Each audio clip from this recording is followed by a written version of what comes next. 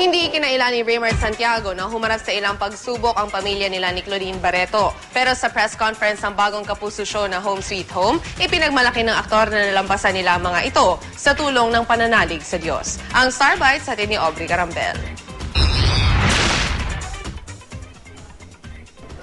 Malapit daw sa puso ni Raymart Santiago ang role niya sa bagong fantasy adventure series ng GMA na Home Sweet Home. Gumaganap siya bilang si Reden, ang padre de pamilya ng Kaharian family na guguluhin ng mga multo. Bilang ama talagang nakaka-relate daw siya sa role at maging ang mga anak niya na sina Sabina at Santino, kinonsulta rin niya sa bagong project.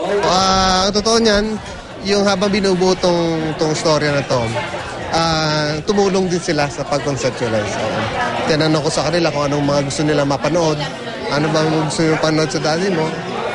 So, yun, tumulong sila. Sinulat nila sa notepad, binigay ko sa writers. Inusisa rin ng press si Raymart tungkol naman sa kanyang sariling pamilya at asawang si Claudine.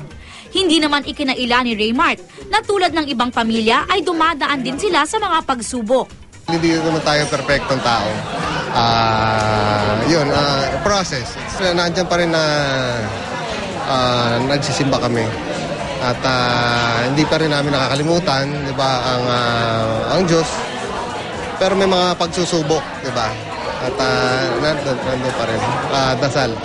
Makakasama ni Raymart sa show sina Roxanne Ginoo, Jake Vargas, Bea Binene, Arkin Magalona, Gladys Reyes, ang magkasintahang Rochelle Pangilinan at Arthur Solenac, Celia Rodriguez at Jillian Ward.